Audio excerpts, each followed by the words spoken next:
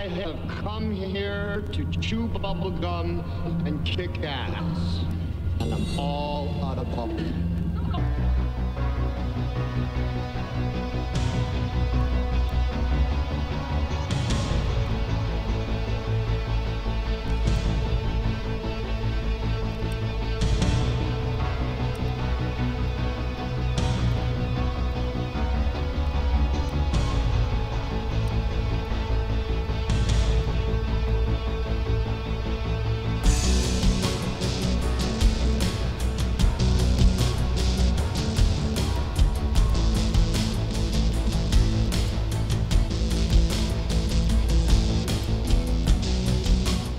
Ladies and gentlemen, boys and girls, children of all ages, I got to welcome you to the Bloviating Zeppelin's Berserk Bobcat Saloon radio show, live and direct right here on the SHR Media Network. Today is Tuesday. It is February 12th of the year of our Lord 2019. Welcome already to Mary Brockman, Dave Milner, and one viewer in the chat room. You got a belly up to the bar, we've kept your seat, and it is great to see you back. Angel is going to be your bartendress tonight. She pours with the best of them. The lava lamp is in fact lighted over here to my left, your right, indicating that you can listen and chat at shrmedia.com. You can watch the show simulcast in two locaciones. It's Italian for location. You can go to the SHR Media YouTube channel, or you can go to the SHR Media Facebook page. This will be really interesting because now Jersey Joe is back, and initially when Jersey Joe and I were having our shows back to back, YouTube was kind of screwing things up a little bit. So yeah, you can go to YouTube. It seems the most reliable, much as it pains me, the most reliable place is going to be Facebook, SHR Media Facebook page, if you happen to be on Facebook. God, the song is over already. I gotta say this, though, that we don't water our drinks, just like we don't water our conversation, politics, religion, crime, culture, economics, race, sex, science, law. We talk about it all right here at the Saloon. Nothing is sacred. The speech is free, but the booze is not. All we ask is that you flush the damn toilet, jiggle the handle, and please do not forget to tip your waitress. Welcome to the Alaskan as well. And one viewer who will remain masked because, unlike the federal government, we do not unmask people here. This is going to be interesting because it looks like Jersey Joe is back on SHR. I haven't listened to him yet, but I'd heard rumors of Jersey Joe, and apparently he is, in fact, he has returneth. But for the first hour, what we're going to do is we're going to talk to Dave Milner, and we're going to talk to him tonight about, we're going to talk to him about the United Kingdom, the UK, the EU, and all the craziness, the wacky political chaos that's going on right now across the pond in Europe. And I believe that we have Dave Milner, otherwise known as the unpleasant blind guy, who really isn't. I mean, okay, let me quantify that. Yes, he's blind. But no, he's not unpleasant. You'll discover after talking to him here for the first hour that actually Dave Milner is rather quite pleasant. So welcome back to the show, Dave Milner, sir. Mr. BZ, thank you for your welcome back. And hello to everyone. Yes, I'm here as is Fred, my seeing eye chameleon. He's become very fond of your show, by the way. Thank you. Thank you very much. So, I'm going to go over here right now, and oh darn, I've got the camera on Clint's chair right now. You can't see Clyde. Clyde is actually the official mascot of the Berserk Bobcat Saloon, but Clyde's in the dark. The on the air show, the on the air sign is there, but unfortunately you can't see Clyde. And then Last week, Dave and I had a discussion, a tete-a-tete back and forth, and I said, you know, people have like comfort animals, etc. And I thought, let's see, if Dave could have a mascot, what would be the perfect mascot for Dave? And I came upon a seeing eye. Well, first I thought a seeing eye salamander. Then I thought, no. That's going kind of in the right direction, but not precisely the direction that we need to go. Too close to gerrymander. Yeah, exactly. So I thought, oh, a seeing eye chameleon. How does that rock? That rocks because if a seeing eye chameleon can't see everything that there is to be seen, there's something seriously wrong. And the other thing I thought, okay, it's small, compact, doesn't eat a lot, and doesn't bark. If there's one thing you have to say is that a seeing eye chameleon is very quiet and easy to transport. So now you have yourself a seeing eye chameleon, and its name is? Well, his name is Fred, and I've actually had him for years. So you really just kind of outed him. Okay, I'm sorry. I've had him for years, but no one has obviously been able to see him. I mean, he always rides around on my shoulder or other convenient places. He's with me all the time. And some people may ask, well, functionally speaking, how can a chameleon actually be a seeing eye animal? Because they can't do things like get in front of you when you're about to cross a busy street, right, or something like that. Okay. But the thing is that Fred is telepathic. He lets me know things telepathically, including where the pretty girls are, which is really very helpful. Listen, that is an aspect that is not to be diminished at all. Hey, welcome to Mike in chat. Mike just stepped into chat. Hey, before we go anywhere, Dave Milner, can you tell us, pretty please, where you can be found in various bits of social media, and also like Twitter or Facebook or any place that you need to go to announce your presence? Sir, go. Oh, all right. Well, I'm Dave Milner on Facebook, the Tea Party community when it's working, and MeWe, and Amagador on Trumptown, and on Gab. And my show, by the way, can not only be heard here on the SHR Media, the mighty SHR Media, but it can also be heard through the Western Free Radio Network. So there's a lot of places where you can get hold of it. Okay. Outstanding. And also, now, when can your show be heard on SHR? 1 p.m., Monday through Friday, 1 p.m. Eastern, and new shows on at midnight Eastern on SHR Media. And everything radiation there. I'm also on EDL Radio, English Defense League Radio, which is on blogtalkradio.com. And maybe very soon, there'll be a bit of a... once I finish it with a project, there may be a bit of a merging between the two. So we'll see what happens with that. But, yeah, expanding all over the place, including expanding SHR Media's presence. Okay, now you mentioned EDL, which is the English Defense League, and that's that's a peripheral aspect of why it is that you're here tonight. Can you explain to folks what EDL Radio is and what the English Defense League is?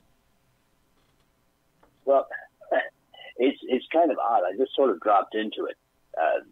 Obviously, as an American, I'm interested in freedom movements wherever they are. And this one came to my attention. It is basically a people's civil rights movement. This is a group of people who, years ago, they started out in 2009. This is their 10th year. They started in 2009 when a group of British military people were coming back.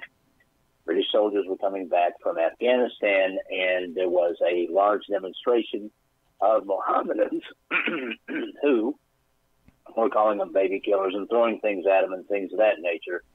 And Tommy Robinson, who became the leader of the EDL at the time, went up and confronted the Mohammedan protesters and did things like tear down their ISIS flag and burn it. And thus the EDL was born to oppose to oppose the rise of Mohammedanism in the UK, which has included things like industrial scale, child sex slavery, and things of that nature. And so it basically is there. It basically is there to say to the British government that the people of the United Kingdom will not be overrun by a Sharia regime, which the UK government has certainly become a Sharia-compliant regime. Well, there you are. And EDL Radio was started by Jeff Mitchell, who was basically what they call a foot soldier. He would go to the demonstrations. I have to stress that they're nonviolent demonstrations. They march, they chant, they sing, they make speeches, things of that nature, but they are never violent. They will defend themselves if they're attacked, but they themselves are never violent. This is not a movement like Antifa or anything like that. Okay, what I want to do tonight is I want to do sort of a two-pronged attack. Dave is going to be on here for the first hour.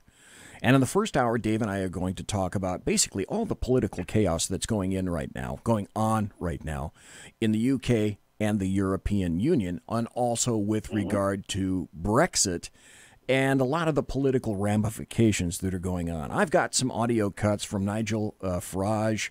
I've got an article written by George Soros just yesterday. That I want to read to everybody, because I think everybody needs to understand one primary thing. The first hour, we're going to be over in the UK and the EU. The second hour, we're going to examine a similar fate that may perhaps await the United States with all of the political chaos by way of the leftists that's going on in the United States. And we're going to link the two, and Dave is going to help me do that tonight. So that's the purpose of the show. Because people need to know, altogether too many people, in my estimation, have what I term historical Alzheimer's here in the United States. We fail to learn lessons, history lessons, from the past, and also lessons from things that are occurring right in front of our very eyes on two separate continents. And I would wager, and that's why Dave is here, to weigh in on the European continent, and also we're going to talk a little bit in the second hour about South America and that continent down beneath us, South America and Central America, and how and why all of this dovetails, and why we need to be wide awake consumers of news and wide awake bastions of liberty and freedom, because if we don't do it, basically nobody else is going to do it. What I'd like to do, Dave, and folks that are listening, and again, thanks to Dave in chat, Mike in chat, Mary in chat, White Mamba in chat, the Alaska in chat, one viewer in chat. Here's an article that just came out yesterday. This is from Market Watch. It's an opinion piece by George Soros. And I want you to listen very carefully, folks. I just found this before I came here. I want you to listen how this is crafted. Because George Soros, if you may not know, is a billionaire who essentially almost shut down an entire British bank in the early 2000s, and is responsible for a major collapse of currency in the early 2000s as well. He is technically a Hungarian. He worked for the Nazis when he was a kid, and if you think I'm making this up, go to your favorite search engine and check into George Soros. Essentially what he's doing is he is a globalist, and he's the guy that backs, with cash, Antifa and essentially any leftist movement that you can think of.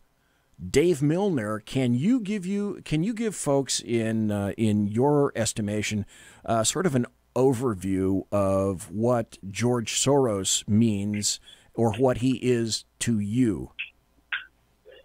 Well, first let's start with a figure. It was reported in, I want to say this was reported in the New York Times, that he gave something on the order of $18 billion to his various organizations. Now, this money is parceled out to organizations that filter down to things like Antifa, and hope not hate and things of that nature in both the UK and the United States. I'm sure Black Lives Matter got a chunk. Oh yeah. If it is an organization that promotes the one world government, or if it's an organization that tries to tear down national sovereignty wherever that nation is, George Soros has a finger in that pie. And I just want to say briefly that you defined why I got into EDL radio and why I started paying more attention to the UK. It's not as if I hadn't already been looking at it, but it is because these things have ramifications in the United States of America. Yes. This stuff evil migrates. Evil always migrates. And if they're doing it over there, you can better believe that they're going to be doing it over here. And it's only a matter of time. George Soros, as we know, also is a big funder of the caravans that are coming up from Central and South America, and things of that nature. If there's a way that he can promote one world government with himself, his son, or his sons, his family, they are starting to edge out into all of this, and the various other unelected officials at the top, then he will do it, and he does it with massive amounts of cash. $18 billion, if you think about it.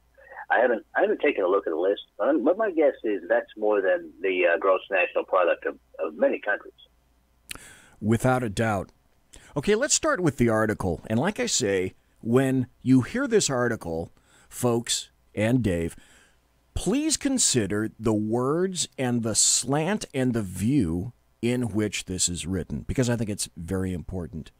Because he's trying to make you think one thing by very frankly telling you another. It says opinion. Europe may be on the cusp of a nightmare, but it's not too late to wake up.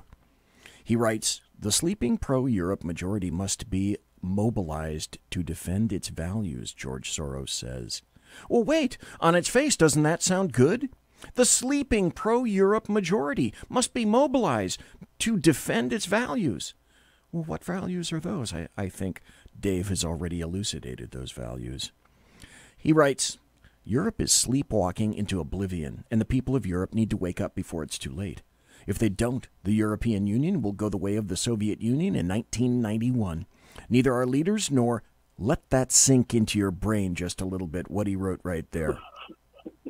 Neither our leaders nor ordinary citizens seem to understand that we are experiencing a revolutionary moment, that the range of possibilities is very broad, and that the eventual outcome is thus highly uncertain.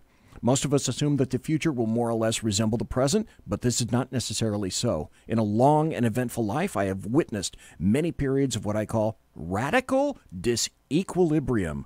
We are living in such a period today. He continues, the next inflection point will be the elections for the European Parliament in May 2019, this year. Unfortunately, anti-European forces will enjoy a competitive advantage in the balloting. There are several reasons for this, including the outdated party system that prevails in most European countries, the practical impossibility of treaty change, and the lack of legal tools for disciplining member states that violate the principles on which the European Union was founded. Again, folks, listen to what he's saying. Listen to what he's saying. The EU can impose the acquis communautaire, the body of European Union law, on applicant countries, but it lacks sufficient capacity to enforce member states' compliance. In other words, what he thinks is the EU needs to whip everybody in line. Where does the military fit into that? He doesn't say just yet. The antiquated party system hangers, those who want to preserve the values on which the EU was founded, but helps those who want to replace those values with something radically different. Okay, well, that radically different is what Europe had before it had the EU, so is that really radical? This is true to individual countries and even more so to a trans-European alliances. The party system of this says it all right here. And then I'd like Dave to weigh in. The party system of individual states reflect the divisions that mattered in the 19th and 20th centuries, such as the conflict between capital and labor. But the cleavage that matters most today is between pro- and anti-European forces.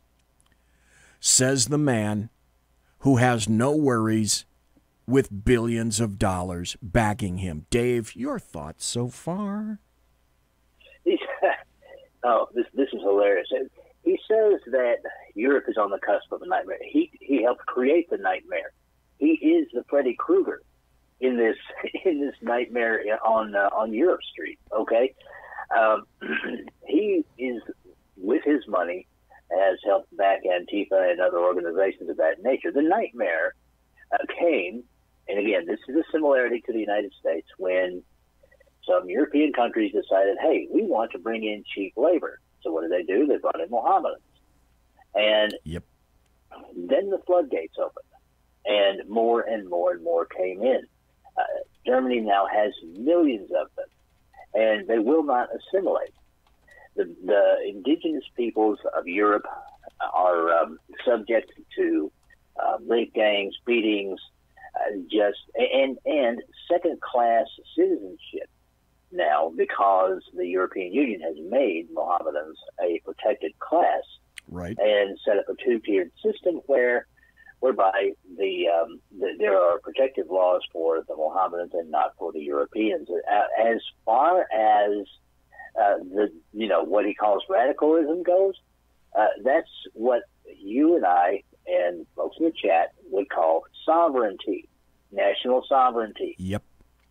He is after a one world state, certainly a one Europe state in this instance. And the radicalism that he's talking about is when these nations say, no, we want to be France, we want to be Sweden, we want to be Austria. Believe it or not, Austria, where Brussels is, the capital of the EU. Correct.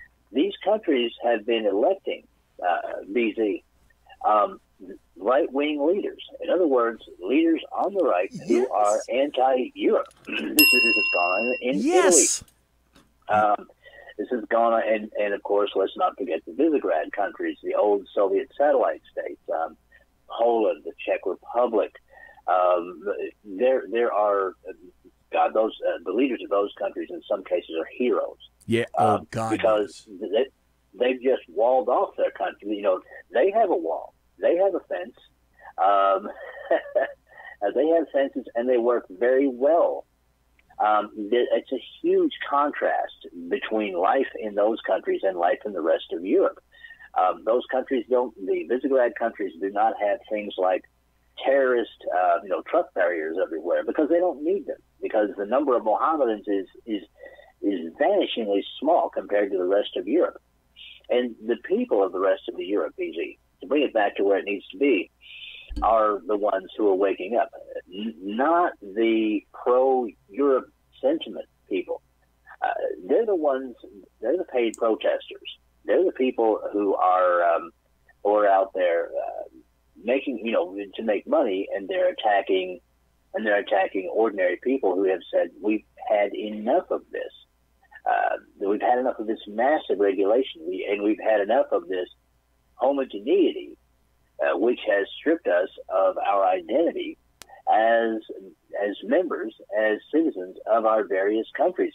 I will point out, excuse me, that a considerable number of people in the UK Labour Party, that's their equivalent of Democrats, by the way, voted to leave the European Union in 2016.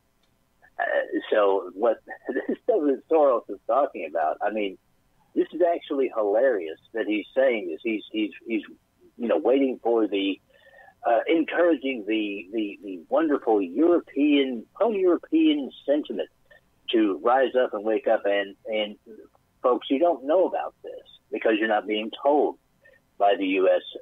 Legacy media. But there have been people in their tens of thousands marching in Europe against the EU, against migration, against all of these things. Europe is blowing up. France looks like a cutscene from a dystopian video game. You think San Francisco is bad? You try Paris. Okay, You've made an excellent point, and here's what I'd like to do. We got about another 2 more minutes before the bottom of the hour break. I'm going to continue to read George Soros.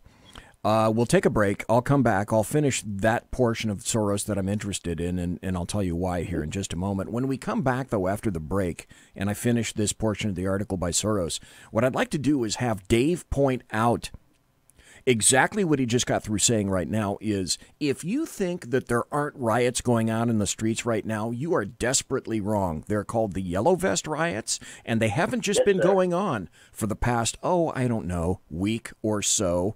They've been going on for months now. So after the article here, and after I finish that portion, I'd like Dave to weigh in after the break on the Yellow Vest riots, why it's important, where they came from. And this is information that you need to know. So I'm going to finish. Here's George Soros specifically addressing in his article, his opinion piece that came out yesterday. He's addressing this. It's under the aegis of UK and Brexit. And he writes, in the United Kingdom, too, an antiquated party structure prevents the popular will from finding proper expression. Both Labour and the Conservatives are internally divided, but their leaders, Jeremy Corbyn for Labour and Theresa May for the Tories, are so determined to deliver Brexit that they have agreed to cooperate to attain it. The situation is so complicated, well, he's got that right, that most Britons just want to get it over with, although it will be the defining moment and the defining event for the country for decades to come. I got to agree with him for that, too. But the collusion between Corbyn and May has aroused opposition in both parties, which in the case of Labour is bordering on rebellion. The day after Corbyn and May met, May announced a program to aid impoverished pro-Brexit Labour constituencies in the north of England. Corbyn is now accused of betraying the pledge he made at Labour's September 2018 party conference to back a second Brexit referendum if holding an election is not possible. Second Brexit referendum. Folks, hold on to that phrase. We're going to take a break. When we come back, second Brexit referendum. Dave is going to weigh in on that. And on the U.S. side over here, I'm going to make an analogy. In the meantime, we're listening to Dave Milner right here on the Bloviating Zeppelin's Berserk Bobcat Saloon radio show, live and direct on the SHR Media Network. Don't go anywhere. Please come right back. Conservative media done right. You're listening to the SHR Media Network. Hey, this is Michael Wright. And I'm Shannon Wright. Join us for The Right Way with Shannon and Mike, Monday through Thursday from 7 to 9 a.m. right here on SHR Media.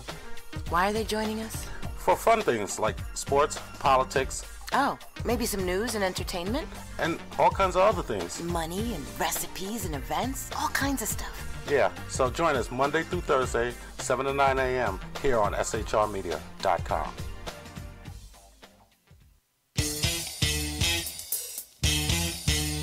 From a public locker inside a dilapidated Long Island rail station comes a show designed to piss off liberals using truth, facts, and ridicule. The Lid Radio Show, featuring the conservative voice from the People's Republic of New York, the Lid himself, Jeff Dunitz. Tune in every Wednesday at 2 p.m. Eastern, 11 a.m. Pacific on the SHR Media Network. Go to shrmedia.com. At Lid Radio, we fight for the truth, justice, and a good kosher T-bone. If you don't listen, Hillary Clinton might sneak into your bedroom in her housecoat late at night and blame you for her election loss. It's the Lid Radio Show with Jeff Dunitz.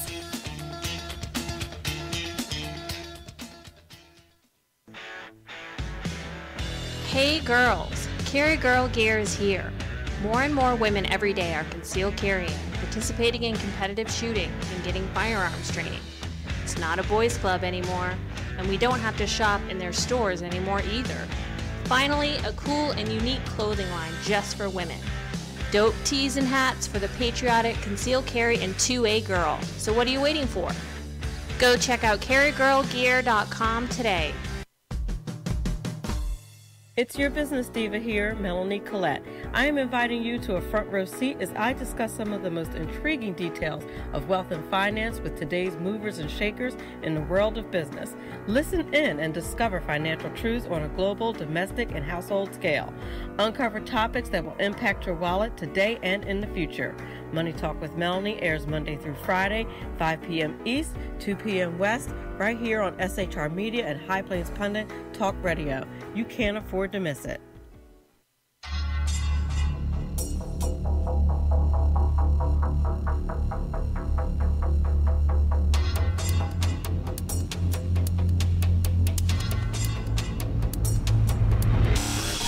The new show on the SHR Media Network, Sackheads Against Tyranny. On shrmedia.com. Go there quick like a bunny, 11 p.m. Eastern, 8 p.m. Pacific, every Wednesday. Live and direct on the SHR Media Network. shrmedia.com. Be there.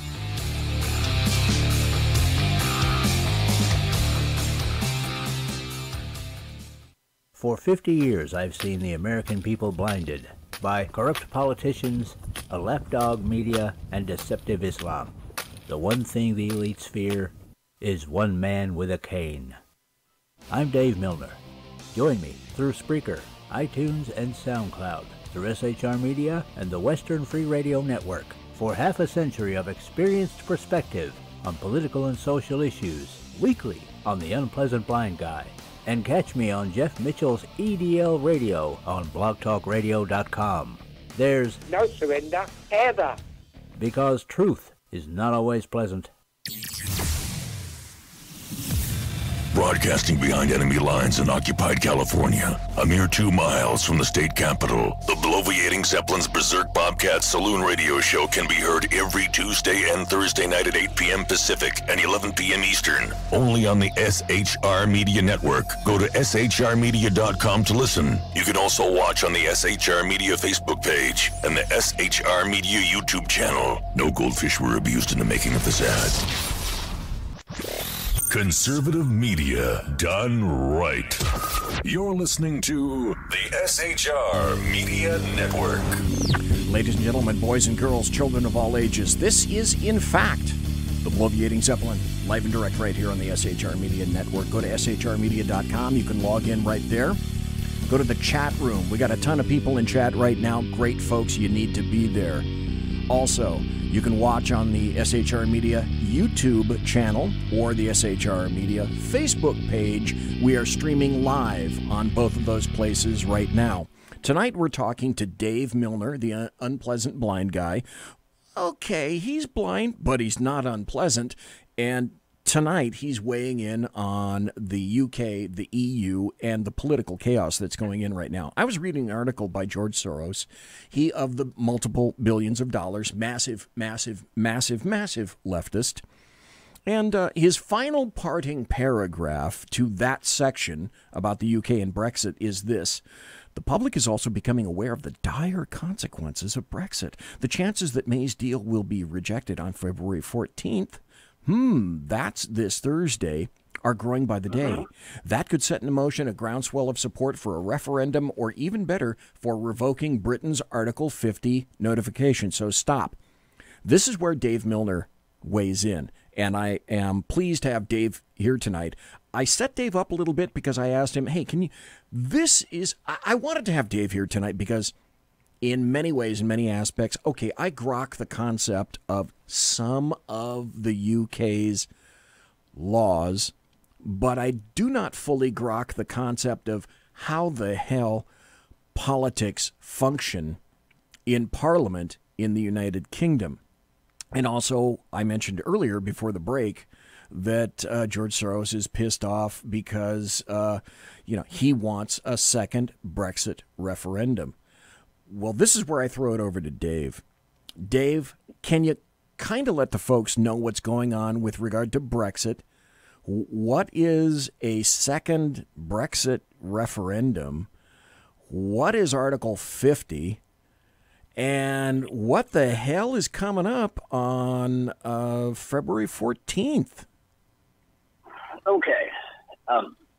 just to give you a little background on all of this, part of the reason that the Remainers, the people who voted Remain, and that includes the Remain support, includes what is going on in Parliament right now. They are basically a Remain Parliament, much like the U.S. House of Representatives, by the way, is because the EU depends heavily on the UK for money to keep it operating, because the UK and France and Germany are about the only three countries supporting the EU. Right now, according to figures that I have, Greece owes them, and by the way, the exchange rate is about $1.20 for every British pound. Greece owes 367 billion pounds. Ireland owes 865 billion pounds. Spain owes over 1 trillion pounds. Italy, ditto. So big money is involved. Now, the vote will be in the EU Parliament. This isn't the Brit Parliament. This is the EU Parliament. The vote on the 14th, and I'm pretty sure that they're probably going to vote against the deal that Theresa May had set up. Part of this deal, these are just some bullet points of the deal itself. Okay. Okay. Now some of this is the deal that Theresa May, which was defeated in Parliament, but she resurrected some of it. So some of this will be in her current deal. She wants a common rule book, which would keep the British producers bound by EU rules on goods, including farmers, okay?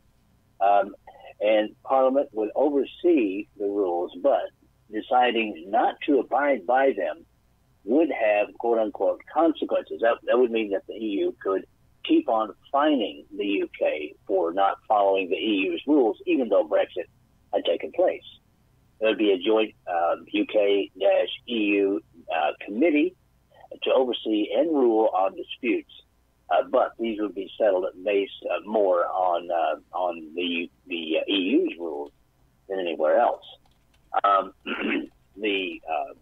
The UK would basically stay in the EU's customs union, which would basically mean that trade would work the same. It wouldn't be trade like, for instance, between the UK and France, or let's say the UK would not, under this deal, be able to just approach Spain and say, "Hey, we want to buy some Spanish wine, okay? So let's make a deal." They wouldn't be able to do that, and other things of that nature. The deal she wants to make is what I call BINO. It's Brexit in name only. This is not what the people voted for. All right. The people voted to leave the European Union, which means they voted to leave the rules and regulations. They voted to leave the EU laws, which say that they have to accept X number of migrants. Right. So what May is proposing is massively unpopular with the people. In fact, one member of her cabinet said, "You have a Leave population now and a Remain Parliament," Parliament being the UK Parliament. So unless she comes away with a no-deal Brexit, which means a Brexit not including all of these little things that will keep the UK actually tied to Europe, the people are not going to be happy. The people voted for no deal. They voted to leave. But being the politician that she is, and having supported the Remain campaign as she did, she's going to go for this BINO thing. Now, I want to stress one other thing, BZ, because this is what basically happened. Before 2016, before June 2016, and the vote to leave the EU, there was a massive campaign against leave, and this was posted, a lot on government-funded TV services and things of that nature, places like the BBC and places like that. Okay. People were told that, just as people were told in the United States, who were about to vote for Trump, people were told, well, if you vote this way, if you vote to leave, then you're a racist, you're an Islamophobe, you're a xenophobe. Right. All of these impressions, you're just a bad person if you vote leave. And all sorts of chaos is going to happen. I almost wish you had that little snippet from Ghostbusters, dogs and cats living together, mass hysteria. That's what they predicted before the vote actually happened. And they thought the left thought that they had the people convinced. They thought that they had the people convinced to vote Remain, and then the whole issue would just go away. That didn't happen. Just as in the United States in 2016. 2016 was a watershed year. Yes, it was. Yes, as in the United States, the people voted differently, and they were propagandized by the left. And now the left one of the things that the left wants in case of of May's proposal being defeated is a second referendum. Just as in the United States, they want a do-over until they get what they want. We've seen this, BZ, since the 2000 election over here. Let's have a recount. No, let's have a second recount. No, let's have a third recount. Right. It took the Supreme Court to say enough bloody recounts. And yet after that, in the United States, you saw things like, what I call the recount shuffle that the left always gets into. And if there are enough recounts, somehow, magically, they seem to win. And everyone pretty much suspects that part of the reason for that is because they have some fun with ballot boxes or fun with losing some ballot boxes. It's let's have do-overs until the left gets what they want. And that's what a second EU referendum is all about. That's what a second Brexit referendum is about. Go ahead. Well, basically, hang on just one second. I'm having a slight technical detail here. I do want to interject this. As you mentioned, human sacrifice, dogs and cats living together, mass hysteria. And that's what would occur. And I'm glad you pointed that out. So please continue. But really what would occur would be just that the UK would, and I have to stop and say this. This may be the only thing that President Obama did that I ever approved of. He went over to the UK and voted, and not voted, but and encouraged them to remain in the EU and all of that. Okay. But the moment the vote, the moment that the results of the vote became known, and I stayed up all night watching the results of that vote. The moment the results of that vote became known, his administration came out and said they were the first ones that came out and told the UK, "Hey, we're open for business. We'll be very happy to deal with you. You won't be at the back of the line like we said before. No. We'll deal with you on terms of equality, and come on, deal with us. We're ready to do business." And that's all that the people of the UK want. They want everything to go back to the way it was. And they want the pound, correct? They want to go back to the pound. Oh yeah. Yeah, well, they still have their pound. They still use the pound. That was the one thing that the EU wasn't able to squirrel out of them. They don't have to use the euro. They can still use a pound. But they want things to go the way that they were before Prime Minister Ted Heath signed the accords that put them in what in the 1970s was the European Common Market, which was just supposed to be about trade, not about overreaching rule. And just go back to the way things were to make things simpler. But, of course, the left is saying there'll be chaos. Planes from the UK won't be able to land in Europe and things like that. I guarantee you, BZ, if a no-deal Brexit were to happen, everything could be smoothed out within 2 months. Absolutely. But that's not what the left is saying. Okay, so February 14th is a vote that's going to occur in Brussels, which is the seat of the European Union. There is not yet scheduled a vote, a separate second vote, a referendum for Brexit. And I made the point in chat. I said it's like leftists saying, okay, I know Donald Trump won in 2016, but we're not convinced that you were really serious about that. So tell you what, we're going to go back and have a second vote just to make sure that you really were serious about voting Donald Trump. So the question is, I think the big overarching question at this point, and this is where I really need your input and your help and assistance on this, is it's not getting to a vote to the populace just yet. Would it be true to say that a number of factions are still arguing in Parliament as to what Brexit will even look like? Is that accurate? Okay. You asked me in Facebook chat earlier today if I could describe the UK government. Yeah. And yes, I did. my best description of the UK government, especially at this point, and is Byzantine. Yeah. It's supposed to be just a standard democracy, in the vein of the rest of Europe and things of that nature. It's not a republic; it's a democracy, which is different. You would think that, for instance, conservatives who are supposed to equal what are supposed to be our Republicans would be for leave, so that their nation could have sovereignty, and you would expect that Labor, who are like equivalent to Democrats, would be for remain, and you would expect that, but that's not the case. There are quote unquote rebels on both sides. Okay. In the Parliament, and there are rebels on both sides in Theresa May's cabinet. She has hard Brexiteers in her cabinet, and she also has Remainers in her cabinet.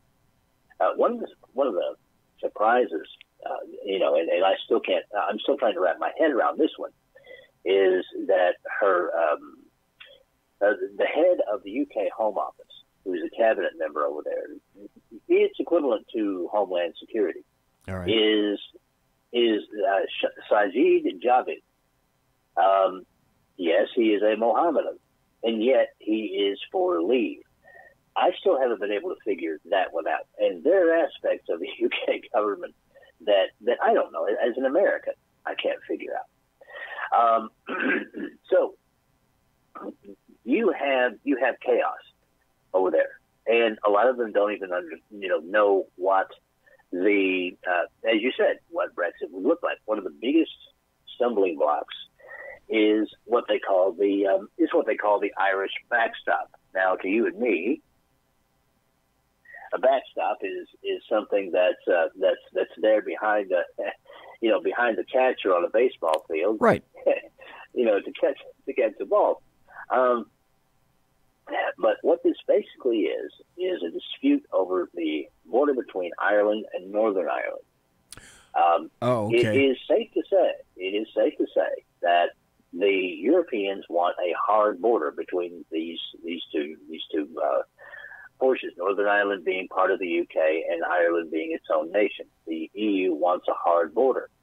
This, however, would violate the Good Friday Agreement, which put almost to a complete stop all of the IRA terrorism that was occurring in the UK, or had been occurring in the UK at that point for about 30 years. If the EU is allowed to create a backstop, there is serious concern that could happen again. And if you ask anyone who grew up in the UK or anyone who listened to news from that era of the 1970s, there were terror attacks going on all the time. There were bombs going off, right? All over the place. Those were called the Troubles. I'd like to insert, this is a perfect time for this right now. I just found a cut from Nigel Farage, and he's talking about Ireland and the EU. And this is Nigel Farage. After we play this cut of Nigel Farage weighing in, I'd like you to explain to people, if you could, because we're getting kind of close to the top of the hour. Explain, folks, who is Nigel Farage, what he has to do with Brexit, and what is UKIP or UKIP in relationship to him. Okay, first this audio cut from Nigel Farage. Did you ever consider how all of this would impact Ireland, or did you and do you care? Oh, I do, and I think ultimately Ireland will leave the European Union too. I don't think the European Union will even exist in 10 years' time. Sorry, can I just stop you there? The latest poll figure I have on that is 88% of people who were asked here in Ireland said that they would stay in the EU. So that's not going to happen, and it's not on the cards. No, just as you were all going to vote for the Lisbon Treaty, but in the end you didn't. You voted against the Lisbon Treaty. You were forced to vote again. The European Union hang on a second. The Lisbon Treaty was not passed the first time, you are right. It was renegotiated. Ireland won some reassurances on sovereignty. So what was presented to the Irish people the second time was not, in fact, the same. Yeah, well, it was all completely meaningless anyway. Look, all over Europe, what you are seeing is the growth of real opposition to this project. The idea that Europe's laws should be set and made by a group of unelected old men in Brussels, it's an idea whose time has passed. And I don't just want the UK out of the European Union, I want Europe out of the European Union. I want a Europe of sovereign democratic states working and trading closely together. But this current system will not stand the test of time, believe you me. But I think that's a perfect cut. I think that sums things up. Dave Milner, your thoughts on that? Well, my feelings are mixed about Nigel Farage. We do have him to thank for being a major force behind Brexit, and that is not to be sneered at. However, he is a politician. He does want power, and he wants power to the expense, in another vein, of the people of the United Kingdom. His opposition to civil rights leader Tommy Robinson being one of the major things, and his closer relation with Mohammedanism being another. Now, you asked about UKIP, and I see we have 5 minutes left. Right. UKIP is the United Kingdom Independence Party. Okay. It is currently led by Gerard Batten. You could call them the equivalent to the Freedom Caucus in the old U.S. Congress, and the very few that are still left in this Congress. They are really the few conservatives that are left. The only problem here is that they have only one representative in the UK Parliament. They have less than 15 in the House of Lords over there, basically their Senate. All right. So there's a lot of good sentiment behind them. A lot of the people like them. But as I said before, the UK political structure is very Byzantine, and they do not take kindly to the working class people. Remember, there is still a class system over there, whether they say there is or not, getting all uppish and trying to tell the moneyed political class how they want things. This is very similar to the political class here in the United States.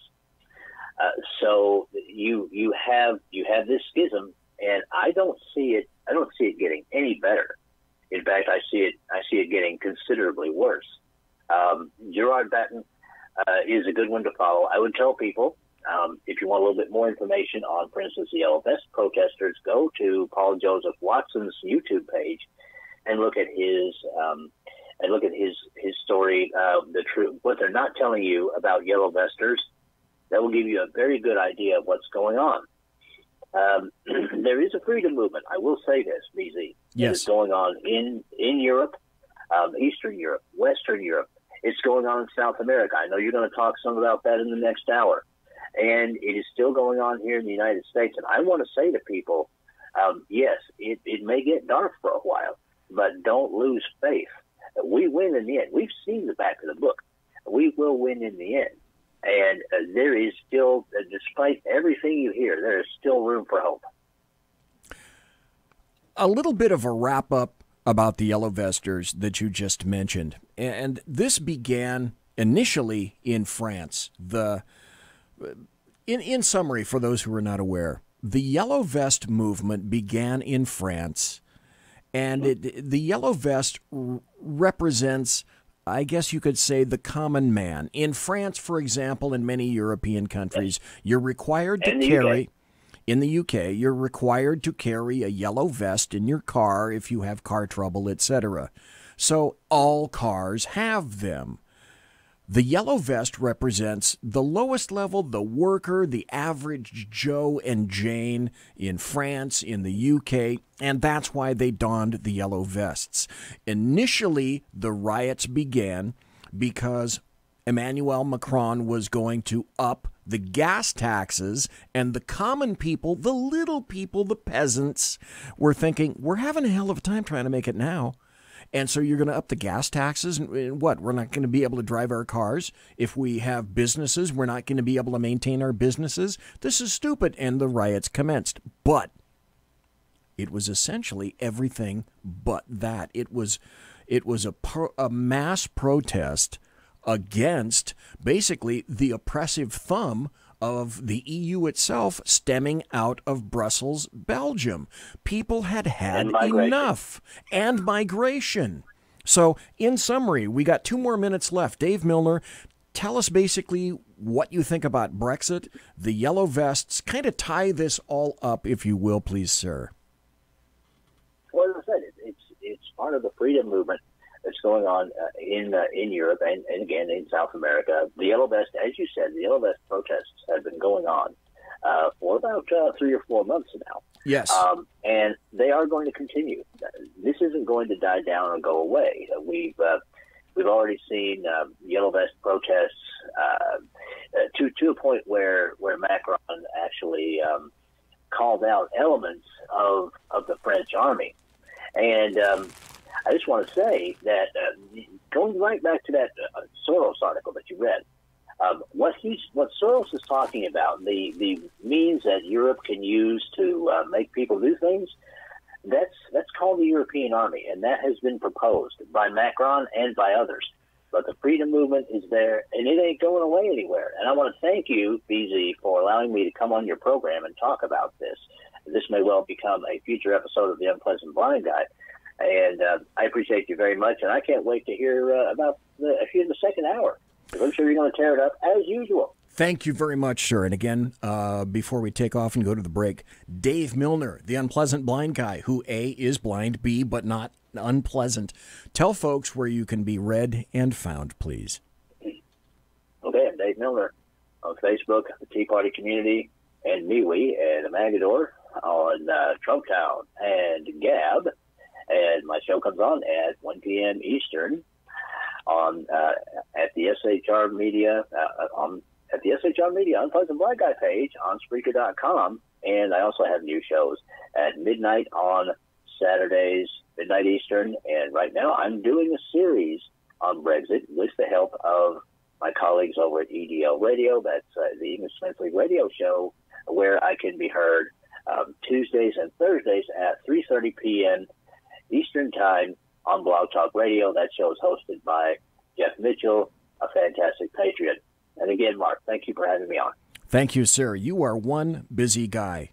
Folks, that was Dave Milner, the Unpleasant Blind Guy. When we come back, we're going to talk about basically how this affects the United States and what's going on, the crazy political chaos that's going on here in the United States of America. Don't go anywhere, please.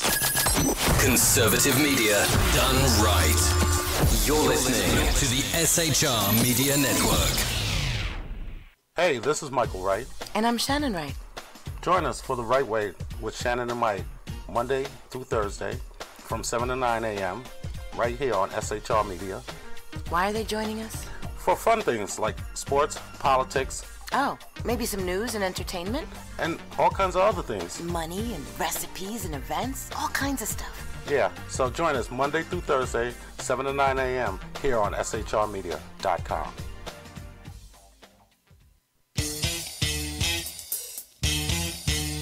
From a public locker inside a dilapidated Long Island rail station comes a show designed to piss off liberals using truth, facts, and ridicule. The Lid Radio Show, featuring the conservative voice from the People's Republic of New York, the Lid himself, Jeff Dunitz. Tune in every Wednesday at 2 p.m. Eastern, 11 a.m. Pacific on the SHR Media Network. Go to shrmedia.com. At Lid Radio, we fight for the truth, justice, and a good kosher T-bone. If you don't listen, Hillary Clinton might sneak into your bedroom in her housecoat late at night and blame you for her election loss. It's the Lid Radio Show with Jeff Dunitz.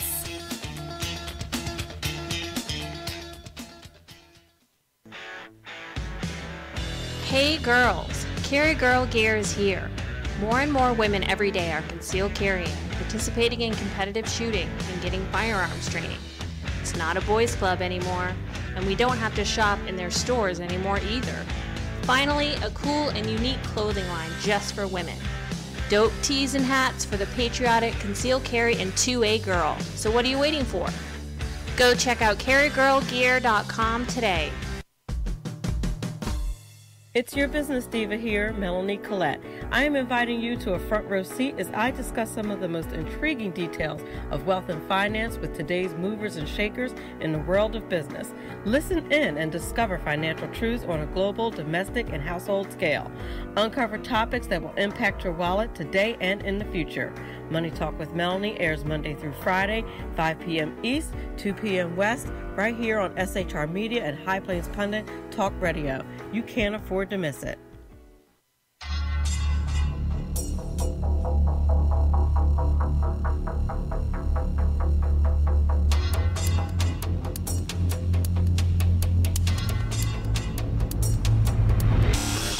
The new show on the SHR Media Network, Sackheads Against Tyranny. On shrmedia.com. Go there quick like a bunny, 11 p.m. Eastern, 8 p.m. Pacific, every Wednesday. Live and direct on the SHR Media Network. shrmedia.com. Be there.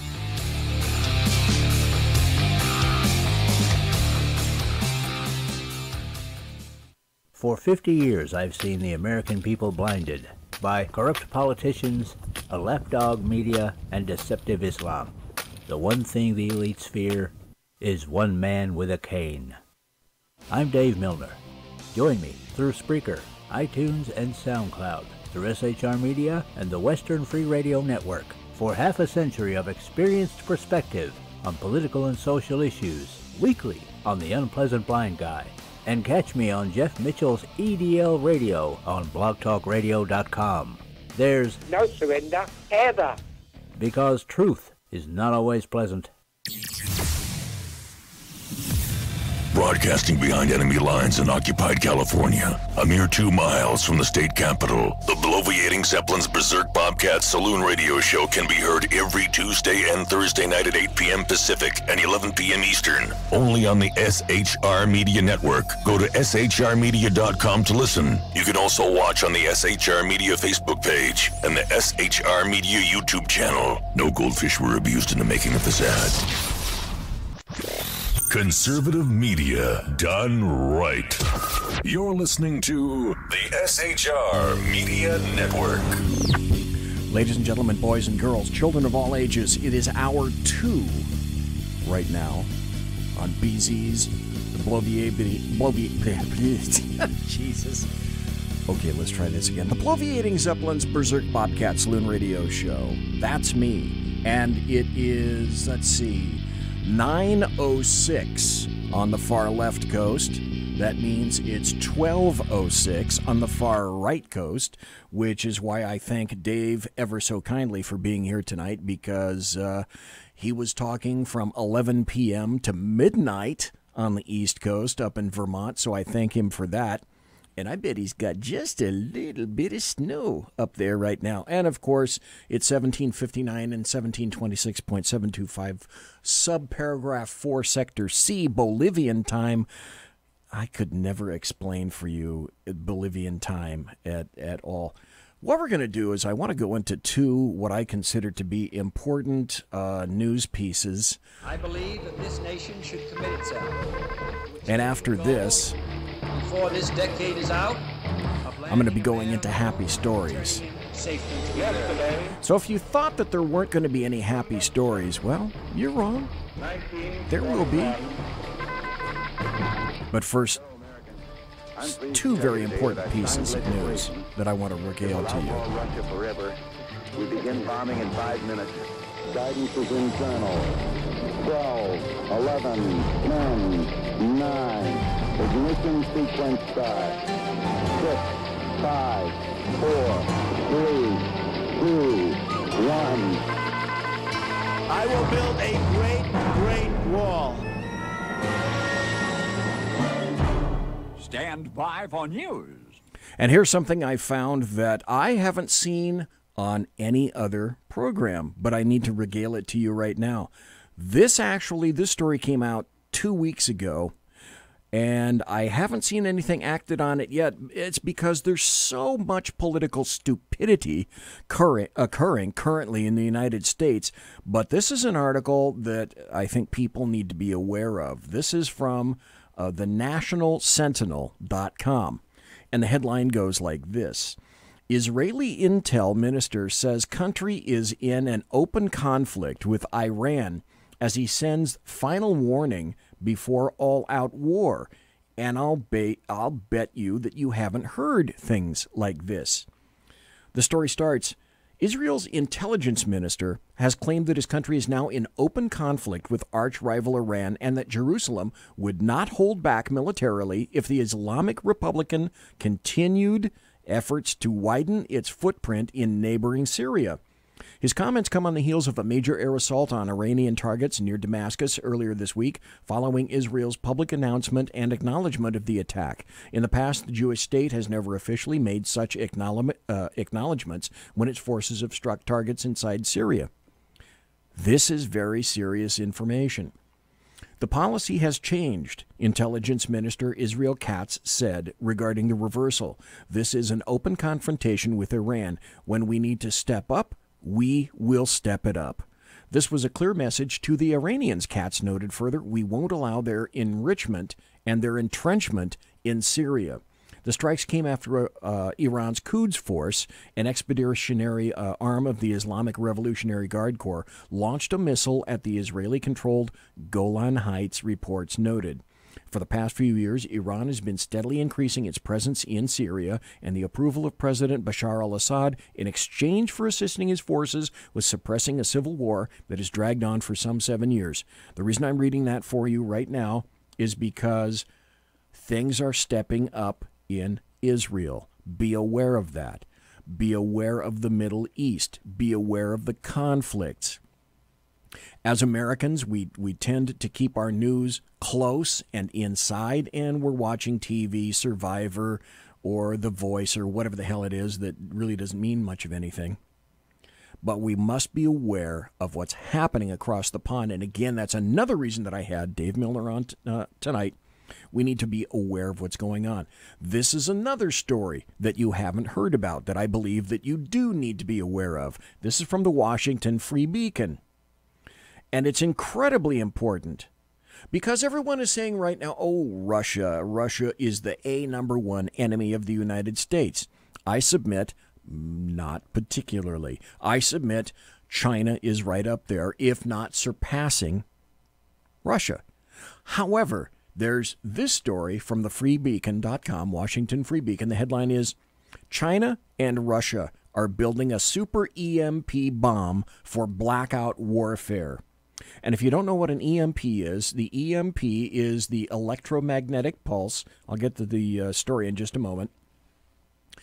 Is the electromagnetic pulse that occurs when a nuclear weapon detonates. Most nuclear weapons are not detonated on the ground. They're detonated in the air, in air bursts. And they tend to reflect off the atmosphere. And they have a great tendency to fry electronic items.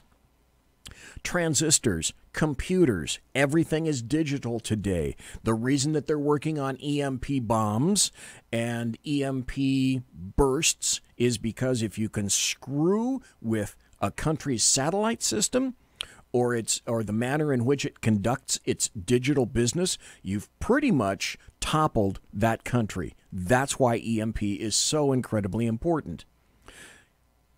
The headline goes, several nations, including China and Russia, are building powerful nuclear bombs designed to produce super electromagnetic pulse EMP waves, capable of devastating all electronics, from computers to electric grids.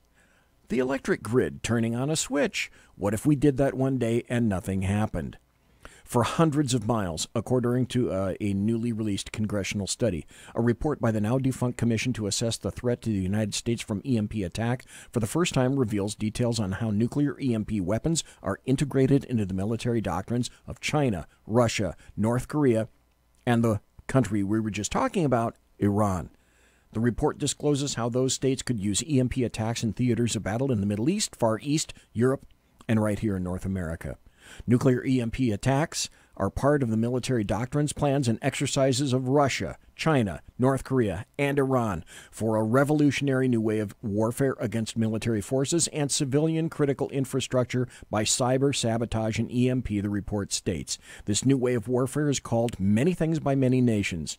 In Russia, China, and Iran, it is called sixth-generation warfare, non-contact warfare, electronic warfare, total information warfare, and cyber warfare. Nuclear electronic warfare is also called blackout war because of its effects on all electronic devices. Imagine. And people have written about this. There's a dude named William Fortune, Fortschen, who wrote 1 second after an EMP attack. Can you imagine what would happen if our electrical grids were taken down? And the sad truth is, if you examine the situation, very few, if any, that I'm aware of our electrical system and grids are EMP protected. So this is not just a passing affair. This is something that could occur. And again, it's something that I believe that everybody needs to be aware of. We're going to change our tact here a little bit. I tried to play this last Thursday night, and it's so good, and it made me laugh that I have to play it again. Because, you know, with humor is only funny because so much of it is true. While Republicans promise freedom, we promise free stuff. Oh, sorry. Let's start this bad boy over. I think you know where I'm going already, don't you? Yeah. Let's play it and see. Hi, I'm a spokesperson for the Democratic Party, and I'm here to tell you why you need to vote blue this November. Democrats are the party of love and tolerance. Right. We promote inclusion and acceptance, peace, and goodwill. Republicans don't care about any of these things. They just want to talk about record unemployment, the economy, and keeping communities safe. Fascists. Democrats have positive, practical priorities, like abolishing the Electoral College, eliminating due process, and banning hate speech. These are the values of the American people. Well, at least Americans that live in San Francisco and New York. Yeah. Republicans often use fear-mongering rhetoric like Constitution or liberty. Democrats condemn such language as divisive and instead focus on more unifying topics like repealing the Second Amendment or kneeling for the national anthem. Democrats are the party of equality, so much so that we insist upon unconditionally believing women and disbelieving men because, well, feminism. If you ask us to explain this logically, we will scream in your face and call you a misogynist. Yeah, hell yeah. Republicans want to take away a woman's sacred right to choose to have her child decapitated inside the womb and torn apart limb by limb with forceps. Democrats celebrate the right to violently murder your child because we're compassionate. Democrats believe that women are powerful and independent. They are also helpless victims of the patriarchy who require government intervention to succeed. Any woman who disagrees with us on this is a self-hating, stupid bimbo. And you know, it's time someone was finally brave enough to say this. Republicans are racist. Democrats have the same positive message for minorities that we have for women. You're a victim, and you're useful to us. If you disagree, we'll insult your intelligence, but it's for your own good. Republicans want to stop certain people from coming into this country. They cite the infiltration of gang violence or opioids or sex trafficking as reasons to stop illegal immigration. But Democrats accept these as the natural consequences of opening up the borders, which, of course, is the more loving thing to do. Democrats recognize that the key to a better tomorrow is to look forward, not backward. That's why we reject capitalism and all of its greed and instead opt for socialism, which has worked so well every time it's been tried. Right. Democrats are the party of the common people, the poor and the marginalized, the weak and defenseless. While Republicans promise freedom, we promise free stuff. That's how we win over young people. Thank Thank you. Our goal is to make the government work for you so you don't have to work at all. Republicans are always pushing religion in our faces. We reject their bigotry. Religious people are idiots. Democrats would much rather you sacrifice yourself on the altar of progressivism. Thank you. The truth is, as the party of empathy, we're just better than everyone else. That's why we spend so much time telling people who don't align with our agenda that they're not just wrong, but that they're bad people. We still haven't figured out that this condescension is what lost us the 2016 election. Nevertheless, we're confident that through censorship, emotional manipulation, and continued bullying that we'll eventually get our way. Why? Because we care about you. So much so that we're willing to wear you down until you fear getting silenced, doxxed, or fired because you don't agree with our agenda. That's love. I'm the spokesperson for the Democratic Party. Vote for us in November. And isn't it funny how it was true then in November of last year, and it's true now and become even more unsettlingly true? Right now, we're going to pause for the Ron Edwards notebook. When we come back, we're going to have some happy stories. The leftist goons of death strike yet another blow against our unalienable rights. Hello, I'm Ron Edwards. On today's page from the Edwards Notebook, the Word of God and our Bill of Rights proclaim our unalienable rights, among them our life. However, the harbingers of death and doom are on a mad mission to destroy our inalienable rights and quality of life. Just recently in Vermont, so-called lawmakers introduced a bill that, if passed, would permit abortions at any time during pregnancy as a fundamental right to unlimited abortions, while at the same time proclaiming that a fertilized egg, embryo, or a baby do not have any rights at all. To add insult to this injury, Vermont lawmakers want to ensure that a person can purposefully refuse contraceptive, get pregnant, and terminate the baby anytime. Also, anyone can freely kill babies via abortion, whether they are medically qualified to or not. This bill also was designed to ensure that abortions on demand will remain available in Vermont, even if abortion is abolished nationwide. The refusal to recognize the rights of babies, embryos, and fertilized eggs is a direct affront to God, who gave us unalienable rights and whose Son, Jesus, died so that we could live eternally if we choose Him. Fasten your seatbelts. It's going to be a bumpy ride. I'm Ron Edwards. Sponsored by the Tri-County Liberty Coalition. And that was Ron Edwards. Well, maybe people wonder, hey, what time is it? It's time for happy stories and good times.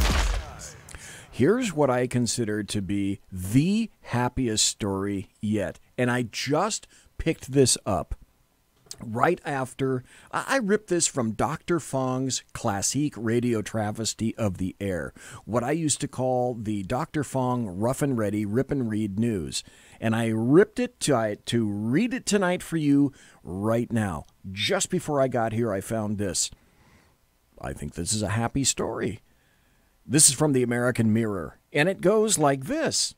After El Chapo conviction, by the way, he was convicted today after about a week's deliberation, and he didn't look really very happy about that, because I think he's going to spend the rest of his life in the Supermax in Florence. Anyway, the American Mirror says, wouldn't this be wonderful if it were true? Check it out. After El Chapo conviction, seized $14 billion. Could it build the border wall? Could El Chapo's seized drug money be used to build the border wall? Is that not a concept maybe whose time has come? I think it is.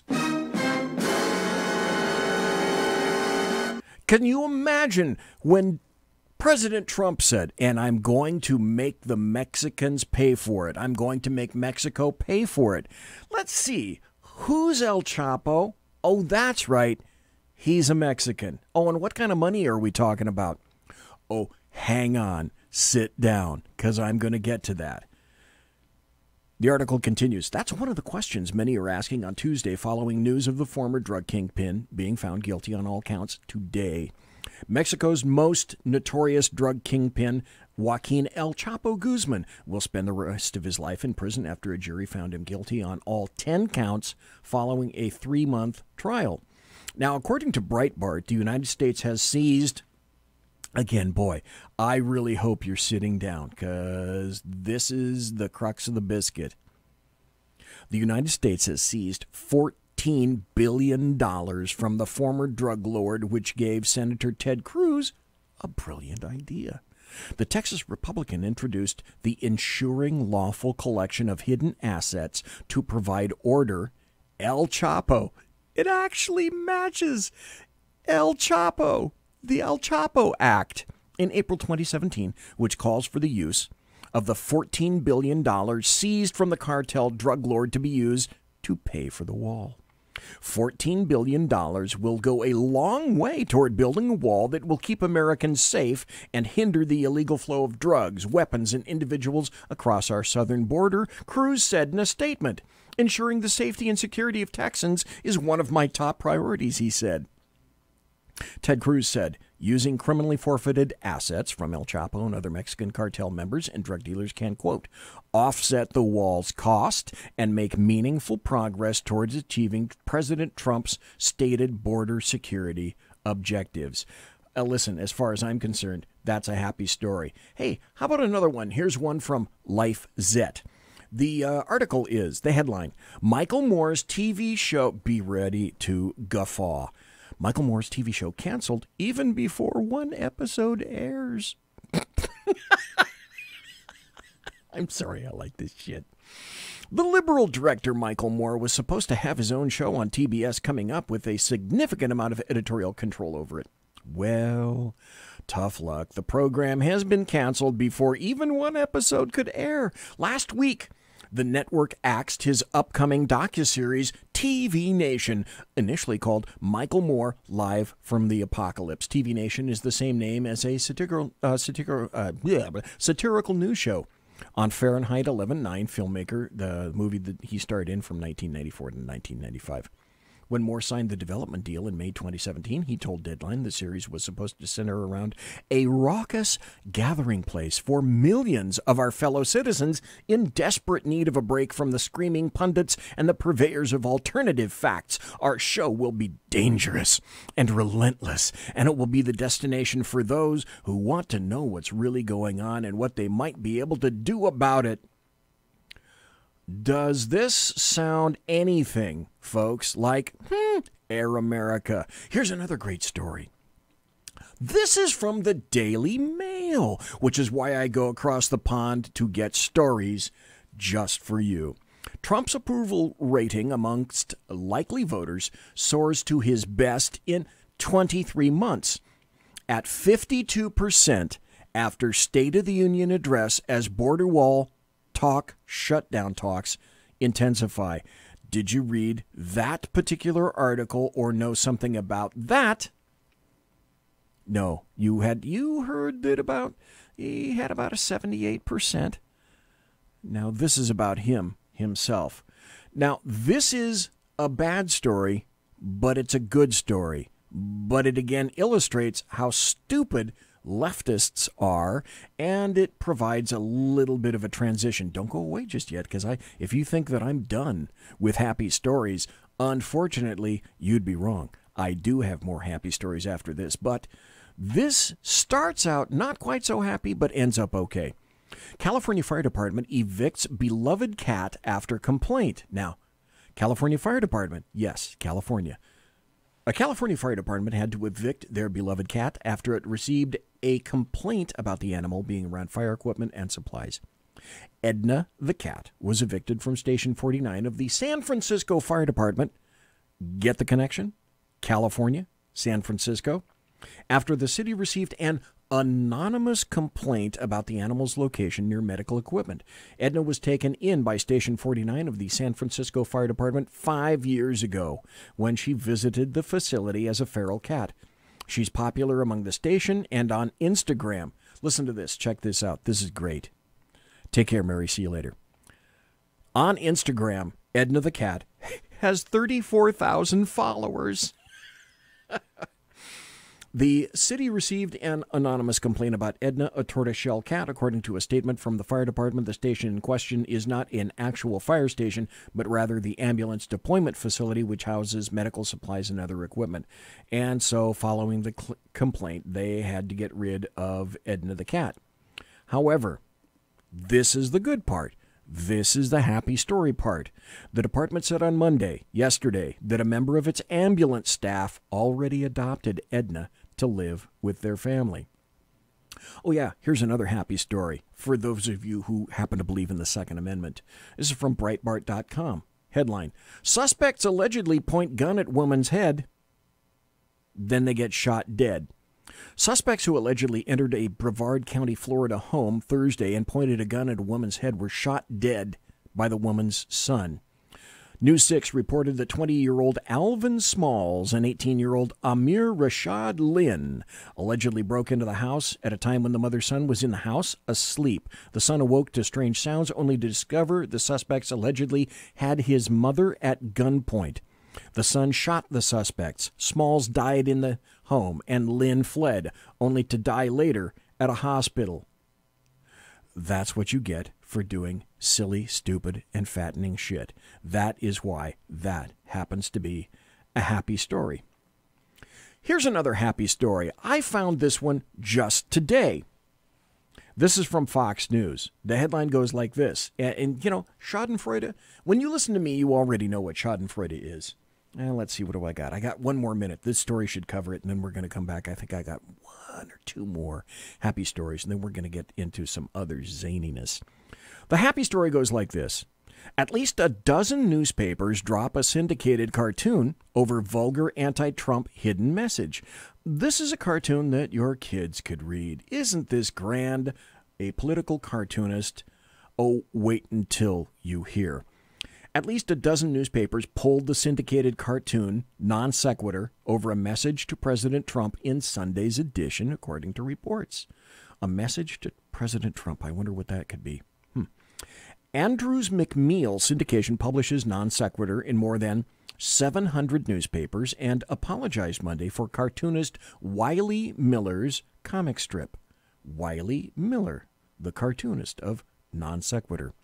They wrote, "We are sorry we missed the language in our editing process," the company said in a statement, according to the Washington Post. "If we had discovered it, we would not have distributed the cartoon without it being removed. We apologize to non sequitur's clients and readers for our oversight." Well, what could be so terrible? A message to Donald Trump? What could be so terrible that the cartoonist put it in there? As The Hill reported, a scribbled message in one panel of that day's cartoon appeared to include I guess you could call it a coarse message, clearly visible in the bottom right-hand corner. And it read, "We fondly say, go fuck yourself to Trump." Now, Miller, who didn't return Fox News' request for comment on Tuesday afternoon, appeared to acknowledge the message in a now-deleted tweet that said, "Some of my sharp-eyed readers have spotted a little Easter egg. Can you find it?" And so he was serenely dumped by a number of newspapers. Here's another positive article, if you're talking about the Second Amendment. In Oklahoma, the headline goes, Oklahoma House Committee passes bill to end concealed permit requirement. Let's see. Idaho is a state that doesn't require a concealed permit to carry. Let's see. New Mexico or Arizona is also a place where you don't have to get a permit to conceal carry. And now apparently that's true in Oklahoma. The headline, Oklahoma House Committee passes bill to end concealed permit requirement. Oklahoma's House Public Safety Committee passed legislation this week designed to end the concealed carry permit required in the state.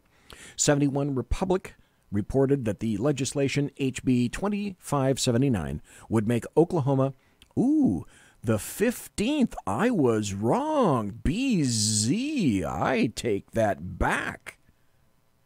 Oklahoma will be the 15th permitless carry state. That would mean nearly a third of all states allow guns to be carried openly or concealed for self-defense based on the Second Amendment alone. Folks, I got to tell you, that is a happy story right there. Here's another one about Jennifer Lopez. I don't really much care about that. Here's a bit of a well, you have to consider the source, and you have to consider on where this source conducted broadcasting. And if you say, oh, BZ, what does this have to do with being happy? Well, follow me. Listen to it. This is Senator Menendez. If I'm not mistaken, this is Senator Stolen Valor Menendez. And he's talking on CNN, and he's talking about illegal immigrants, and he's talking about drunk driving. And now listen to this, and you tell me whether you think that something like MAD, Mothers Against Drunk Driving, I wonder what they would happen to think of this. The Deputy Director of ICE says a cap on beds, in his words, would be, quote, extremely damaging to the public safety of this country. How do you respond? The reason that they are already 8,000 over their budgeted amount, so they're violating the budget, is because of listen to this. The president's zero tolerance policy that has turned everyone, regardless of their record, into a criminal. For example, if you cross the border undocumented, he has now made you a criminal. He is creating that problem by turning people away who legitimately seek asylum. If a person has a driving while under the influence violation, he is now making that, saying that that's a criminal. Are you fucking kidding me? Menendez is trying to say that a DUI committed by an illegal alien, we should just forget about it because, hey, he's committed one crime already, being here illegally, and add the DUI to that as well. Listen, if we exempt him from being illegal, because people can't be illegal, after all, then we clearly need to exempt them from DUI. Or anything like that, right? Doesn't that make sense? Yeah, that's how incredibly crazy leftists are. Just a hint as to how crazy they are. And this one I also consider to be a happy story. This is going to go down to South America. This is from Brazil. The headline, Brazil's new president to eliminate transgender pro-gay ideology from schools. Brazilian President Jair Bolsonaro announced plans last week to revise textbooks in public schools and eliminate references to homosexuality, same-sex marriage, and violence against women. There are also proposals to give the military control of some public schools. Once Bolsonaro took office, the Ministry of Education issued new guidelines for textbook publishers that erased references to gender ideology and sexism. You know what? If you want to teach that, you can teach it in a higher session. You can teach it at home. People can watch it on TV. But in my estimation, I don't think we need textbooks about that. Here's another story. This happens to be a Gallup poll. I'm full of them tonight. And the headline is this: Americans' confidence in their finances keeps growing. But of course, you didn't hear about this. Americans' optimism about their personal finances has climbed to levels not seen in more than 16 years, with 69% now saying they expect to be financially better off at this time next year.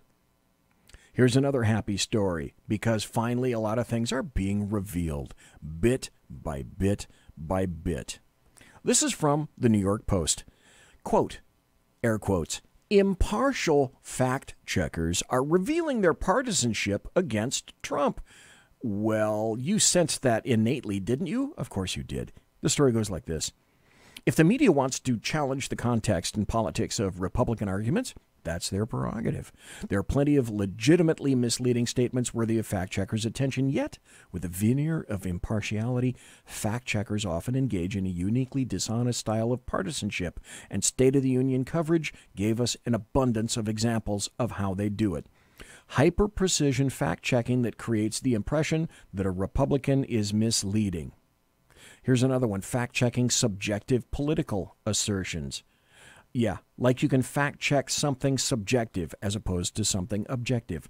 Partisan talking point masquerading as a fact-check, and so on. What this is essentially saying is that the fact-checkers, maybe the fact-checkers themselves, need to be fact-checked.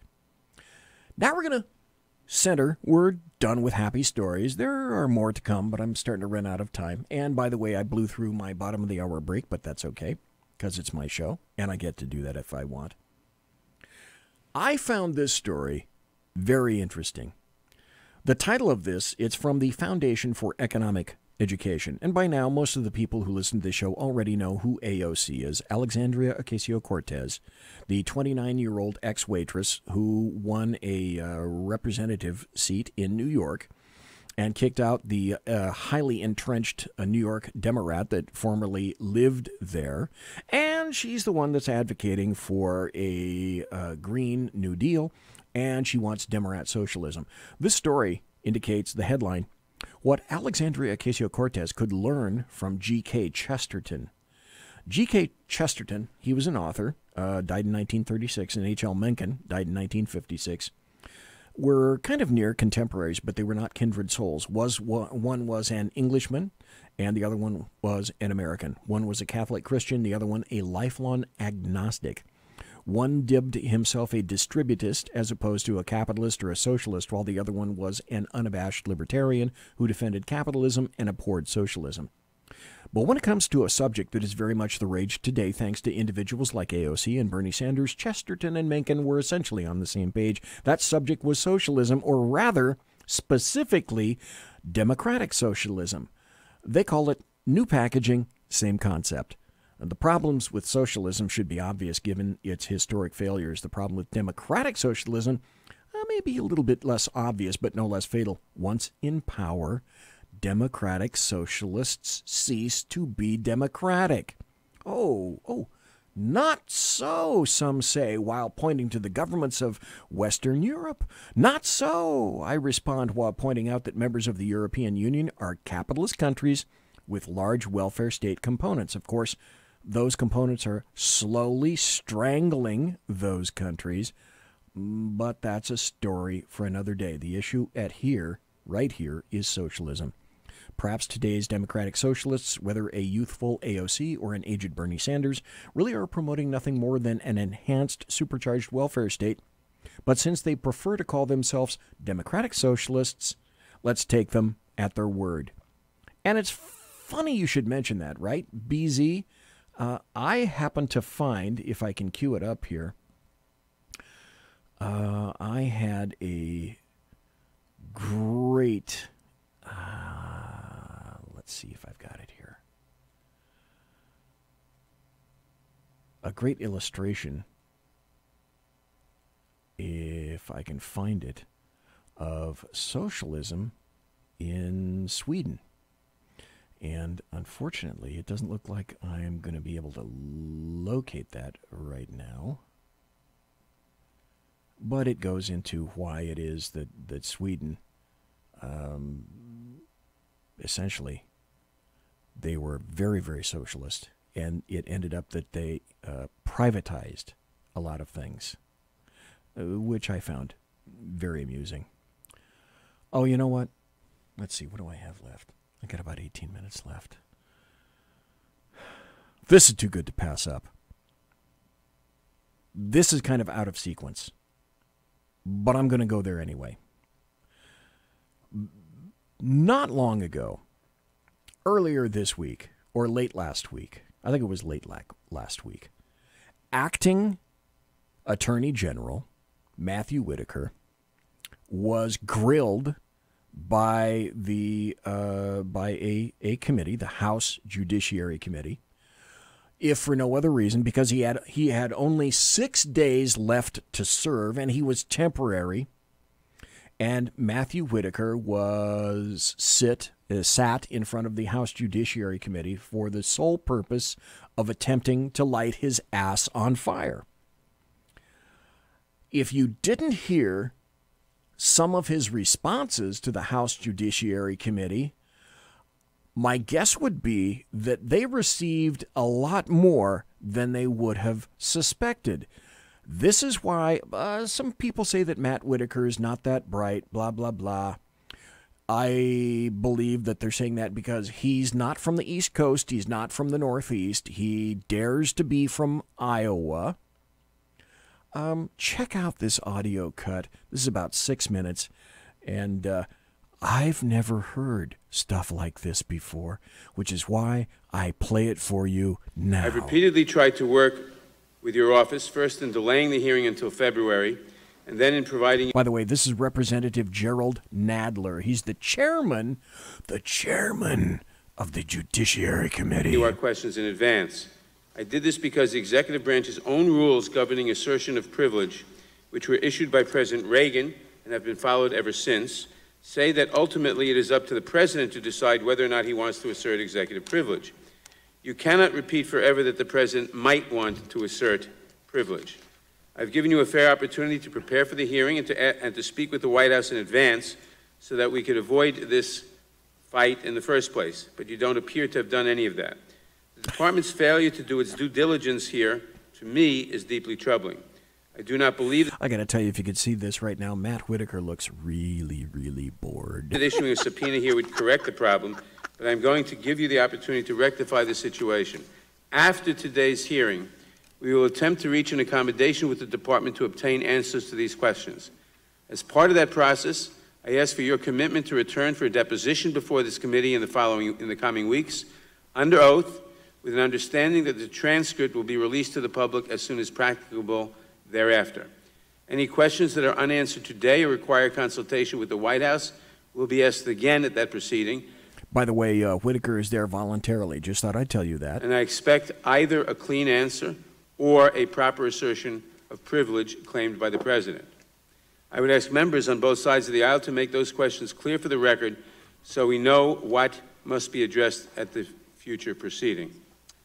Now, in your capacity as Acting Attorney General, have you ever been asked to approve any request or action to be taken by the Special Counsel? Mr. Chairman, I see that your 5 minutes is up, and so I'm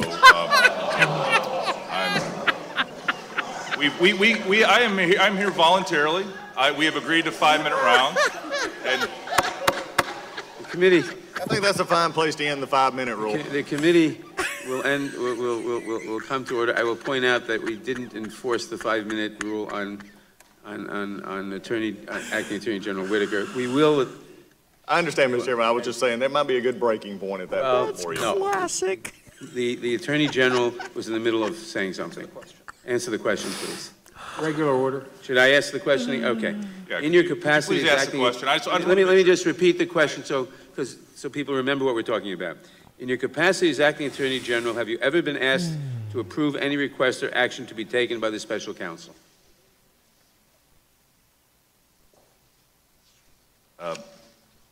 Mr. Chairman, I, as the Acting Attorney General, I am under the Special Counsel's rules. I am the person that is ultimately in charge of the investigation, and I have exercised that authority under the Special Counsel's regulations of the Department of Justice. So I assume the answer is yes. Regular order, Mr. Chairman. I assume the answer is yes. You have been asked to approve a request or action, and you've said yes or no? In other words, Mr. Chairman, I want to be very clear about what you're asking me. Are you asking me if I have asked the Special Counsel to do something? Regular order, Mr. Chairman. Is this whole thing? Well, I'm asking if I think my words were clear enough. Have you ever been asked to approve any request or action to be taken? They don't know how to handle this guy who's throwing it back at him. Last week, you commented on the status of the investigation, stating it was close to being completed, unquote. This was said despite the fact you recognized just moments before that it was ongoing, stating, quote, I really am not going to talk about an open and ongoing investigation otherwise, close quote. So all I'm asking you is, have you been asked to approve or disapprove a request or action to be taken by the Special Counsel? Point of order, Mr. Chairman. I've asked the question. Point of order, Mr. Chairman. Point of order is not in order until the question is answered. We're not operating under the 5-minute rule anymore, then? Point of order. The witness will answer the question. I want to be very specific about this, Mr. Chairman, because I think it's going to allay a lot of fears that have existed among this committee, among the legislative branch largely, and maybe among some American people. We have followed the special counsel's regulations to a T. There has been no event, no decision that has required me to take any action, and I have not interfered in any way. See, that's the point of this whole thing. What they're trying to get him to say is that somehow he managed to interfere with Mueller because originally, a while ago, he disagreed and stated in public, essentially, that he disagreed with the Mueller investigation. They're trying to say that with 6 days remaining, that he's not fit to be Assistant Attorney General. This falls into the what the fuck category, and you can clearly see that they're screwing with this guy. Well, 6 days, that's just because they can. Special counsel's investigation. Very good. Thank you. My time has expired. I now recognize the ranking member, the gentleman from Georgia, Mr. Collins. Thank you, Mr. Chairman. Again, it is playing out exactly as we thought. This is my colleagues across the aisle. When we had questions about the FBI's operation and investigations, it was, oh, stay away. We don't want to get close to Mueller. In fact, the chairman even said, you know, is it no longer okay to wait for Robert Mueller? Well, it's no longer right. They got you in front of them right now, so get ready. This is all this is going to be, DOJ oversight. And it is. I'm just going to say it for a second. There is some things interesting here that you did point out in your opening statement that do need addressing. I think there's a lot of things, whether it be voting rights issues, whether it be civil rights issues and other things, and I get that. But I'm also going to deal with something that is directly under your oversight provision, Mr. Acting Attorney General, and we're going to talk about with something I've written a letter about. And I believe that lying before this body or anybody is wrong, especially under oath, and that's not the issue, but the issue is tactics. And a question is, were you aware of Roger Stone's indictment before it became public? Congressman, that's as you know, an important question. It is also, Mr. Stone is part of an ongoing investigation, but I have, again, been briefed on the special counsel's investigation. That would have been that would have been considered a development that I would have been briefed on, and I was briefed on that. And so basically all they did is try to hang this guy because they didn't care for him, they didn't like him, and therefore they were going to get rid of him as much as they possibly could. And that's exactly what they tried to do. I got 10 minutes. Doggone it. I am torn. I am duly torn because I want to go into a whole bunch of stuff about AOC, and I think I'm going to jump directly into this. Alexandria Ocasio-Cortez represents one of the... She's a very poor representative. As an article points out, that she is the voice of an incredibly ignorant generation. This is very sad. The majority of American millennials today identify as socialist, and that's confirmed by a bunch of surveys by both Reason, Roop, and the Victims of Communism Memorial Foundation. That's the bad news. The good news is that just 32% of millennials can define socialism. They don't know what it is. The frequently wrong, but just ask her, she is never in doubt, AOC, that Democrat from New York, is not just becoming, but now is the voice of one of the most ignorant generations extant. This is, on one hand, kind of a good thing. On the other hand, this is something amazingly startling. I want to play a cut for you and let you listen to her speaking her own words.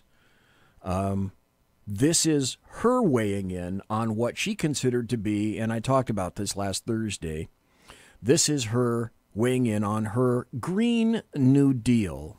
And so we're here to say that small, incremental policy solutions are not enough.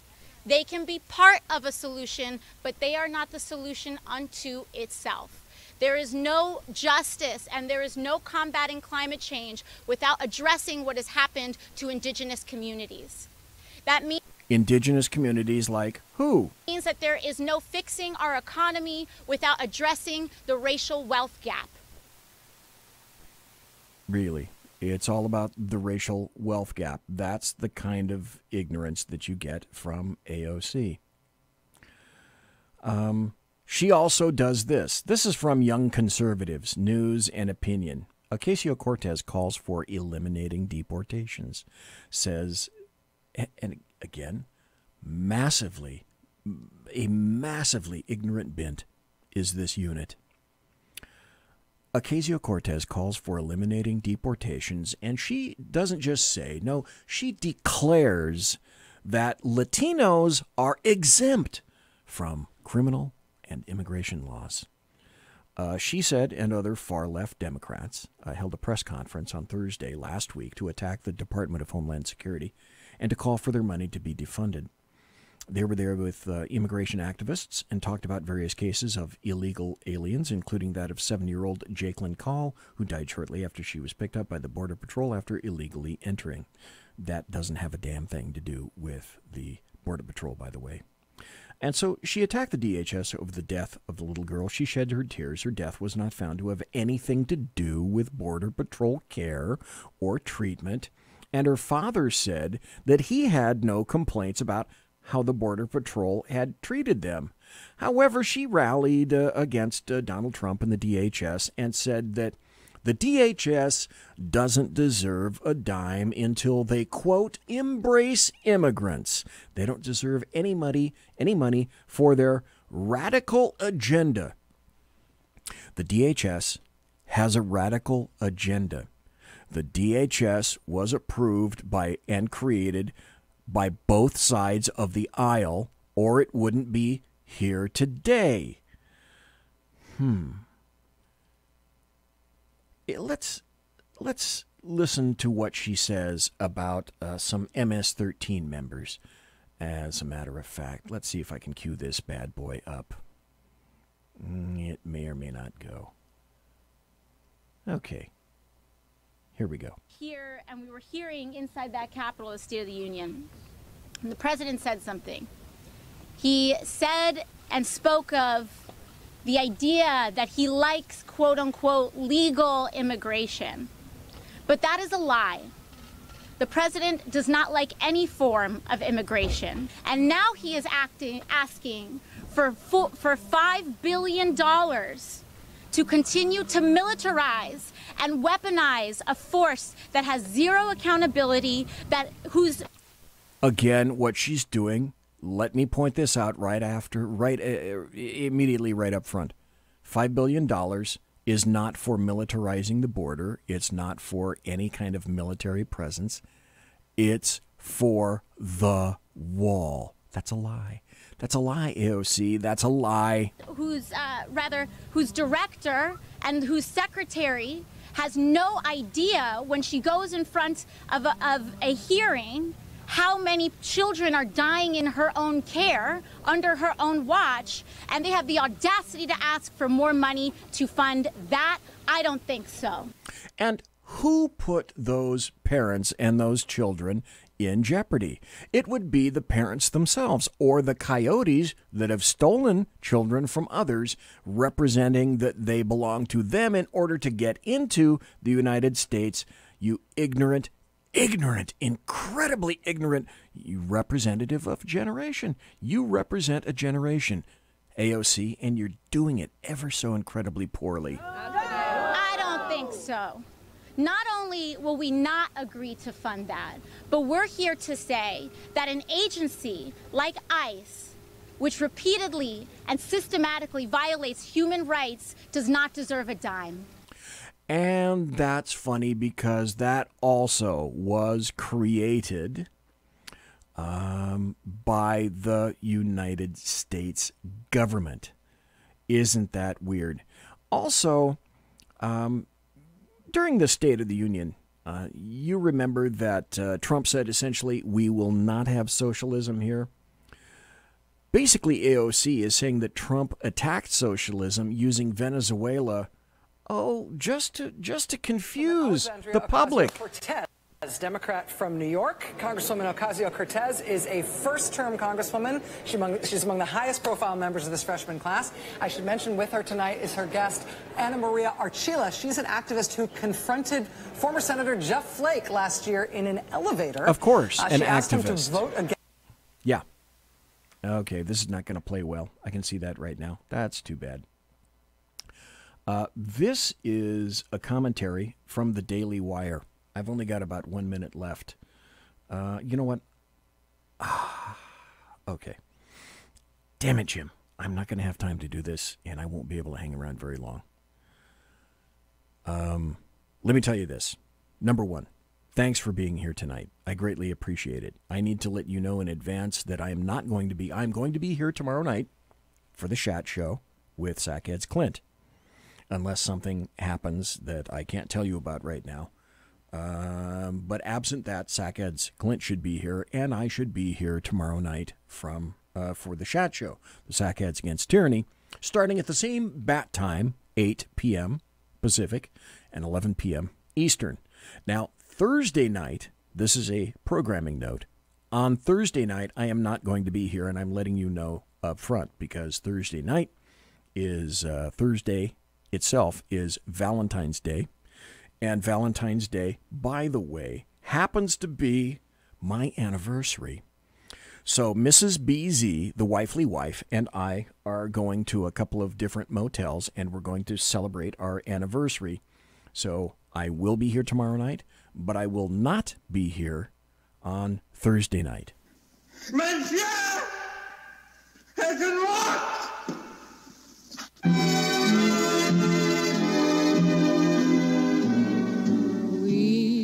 So, ladies and gentlemen, boys and girls, children of all ages, I gotta say, thank you ever so kindly. Thank you very, very much for being here tonight in the Saloon. I want to say thank you very, very much to Dave Milner for being here in the first hour. Dave is the unpleasant blind guy who, yeah, he's blind, but he's not unpleasant. And I want to thank you for listening to my show tonight, right here, live and direct on the SHR Media Network. If you want to contact me, you can find me on Twitter at BZEP, at BZEP. You can also find me on Facebook, Bloviating Zeppelin, Biff Zeppa, and I also am on the SHR Media Facebook page. Promotional consideration by the Lockheed Martin Skunk Works and the Boeing Company. If it ain't Boeing, I ain't going. And also by the Pratt & Whitney Engine Company. Thrust, you can trust. Thanks to my personal KC-135 Kettle One refueling team with whom I will definitely be consorting in less than an hour. Thanks again to Dave Milner for being here in the first hour. Thanks to you for listening live. Thanks to you for being in chat, and everybody, thanks for listening in podcast. God bless. Take care. Good night. See you tomorrow night on the Chat Show. Everybody quiet down now and get some sleep. Good night, everybody. Good night, Mama. Good night, Ben. Good night, everyone. Good night, Mama. Good night, Daddy. Good night, children. Good night, Daddy. Good night, Elizabeth. Good night, John Boy. Good night, Jim Bob. Good night, Jim Bob. Good night, Jim Bob. What's going on? I was asleep. What's everybody doing? Good night. Good night, Jim Bob. Go to sleep.